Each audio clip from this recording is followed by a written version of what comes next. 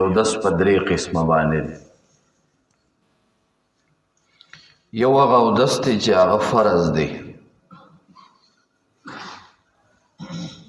لکه هغه بنده چې بې اودسه دی هغه مونځ کوي،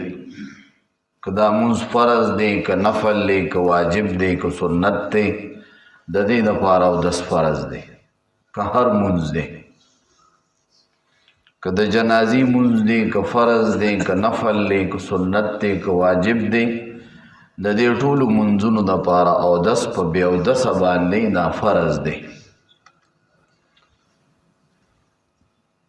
د سجدې د تلاوت دپاره اودس کول دا فرض دی، او قرآن ته د لاس وړلو دپاره اودس دا فرض دی. قرآن ته بې اودسه لاس وړل دا منع دی. که بې اودسه څوک قرآن ته لاس وړي نو منځ کې به څه کپړه او حایل وي، که دا کپړه قرآن پسې ګنډلې شوي یا ورته اچولې شوي وي نو بیا ورته هغې سره هم لاس نشي وړلی. خو که دا کپړه بیله وي د قرآن نه نو هغې کپړې سره قرآن ته بیا لاس وړل هغه صحیح دی. بې اودسه د قرآن تلاوت جایز دی، خو چې په قرآن کې نه وي په یادو باندې. د جنابت په حالت کې د قرآن تلاوت په یادو باندې هم جایز نه دی. او که د قرآن یو آیت یا یو حصہ بنده د جنابت په حالت کې سړی دی، غسل پې وړېدلی یا ښځه ده د حیض و نفاس په بیمارۍ کې ده، او د قرآن یو آیت یا نیم آیت یا څو آیتونه وی نو په نیت د وظیفې ویلی شي، په نیت د تلاوت یې نشي ویلی. لکه بسم الله الرحمن الرحیم دا د قرآن آیت دی. نو که یو بنده باندې غسل وړېدلی دی او دی جنابت کې دی، یا یو زنانه ده د حیض یا د نفاس بیماره ده، د ماشومې پیدا شوې څلوېښتۍ بیماره ده، او دا بسم الله الرحمن الرحیم به طور وظیفه او دعا وی نو ویلی شي. که په دې نیت یې وایي چې دا د قرآن تلاوت کوم نو بیا نشي ویلی. که کومه زنانه د ماشومانو استاذه ده او قرآن ښیي ماشومانو ته، نو هغه د دې بیمارۍ په دوران کې قرآن خولی شي خو نیم نیم ټکې به وایي، پوره آیات به نه وایي. لکه قل اعوذ برب الناس ورته وایي نو ورته به وایي چې قل، چې هغه وایي قل بیا به وایي اعوذ برب الناس برب الناس، ټکې ټکې به وایي، پوره یو شان روان به نه وایي. نو د بې اودسه سړي دپاره قرآن په یاد ویل جایز دی، او د جنابت په حالت کې قرآن په نیت د تلاوت ویل په یادو هم جایز نه دی. درود شریف نور ذکرونه کولی شي. نو اول نمبر اودس هغه دی چې هغه فرض دی. د هر قسمه مونځ دپاره فرض، سنت، واجب، نفل، د جنازي مونځ، د قرآن ته د لاس وړلو دپاره او سجده د تلاوت د دې دپاره اودس کول دا فرض دی. دویم قسم د اودس هغه واجب دی. صرف یو قسم اودس دی چې هغه واجب دی، هغه زمونږ په نیز باندې زمونږ د احنافو په نیز د بیت الله شریف نه د طواف دپاره اودس چې دی دا واجب دی، بل واجب اودس نشته. که یو بنده د بیت الله شریف نه بې اودسه طواف وکړو، طواف وشوتی، د بیت الله د حجر اسود نه شروع شي او بیا حجر اسود ته راشي، یو شو داسې اووه ځله لاړ شي نو دې ته یو طواف ویل کېږي. نو دا اووه شوتی دا یو طواف وي. که یو بنده دا ټول طوافونه بغیر بې اودسه وکړو، بې اودسه یې وکړو یا یې اکثر وکړل، یعنی اوو کې اکثر څلور دي، د باندې زمونږ په نیز دم وړي، دم پې واجبي، او که دې نه کم کړي و نو صدقه به ورکوي. نو د طواف دپاره اودس دا واجب دی. او دریم نمبر اودس چې دی هغه مستحب دی. للنوم علی طهارة، لکه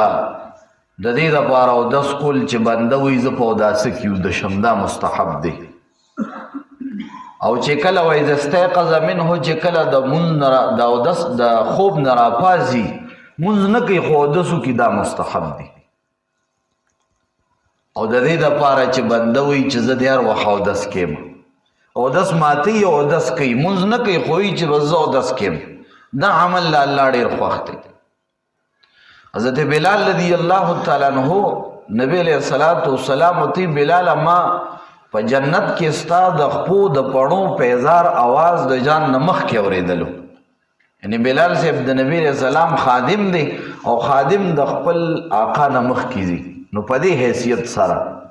ته زمانه مخ کې روان مې ما ستا د پیزار आवाज اوریدو په جنت کې څه عمل کې الله رسول وی 14 مات کم فورن بل اودس کوم بیا اودس نه ګرځم نو دا مداومت په اودس باندې کول چې بنده هر وخت اودس کی دا مستحب دي او بل چې کله بنده غیبتو کی دروغ وي چغلی وخوري د هرې ګناه نه بعد اودس کول دا مستحب دي خو بګرانه شي ټول اودسونه کوو مونږ خو ډېر کوو که نه الله دې معافي وکړي نو د هرې ګناه نه بعد اودس کول دا مستحب دي ځکه اودس سره بنده ته الله ګناهونه معاف کوي او د حالت بدلیږي او چې کله بنده غسل ورکي مړي ته نو دغې نه بعد هم اودس مستحب دی چې مړی ولامبولو د هغې نه بعد دی اودسو کې دا مستحب دي او د هغې نه مخکې هم او چې کله دی مړي اوچت کی حمل له جنازې وکړي جنازه اوچته کړي نو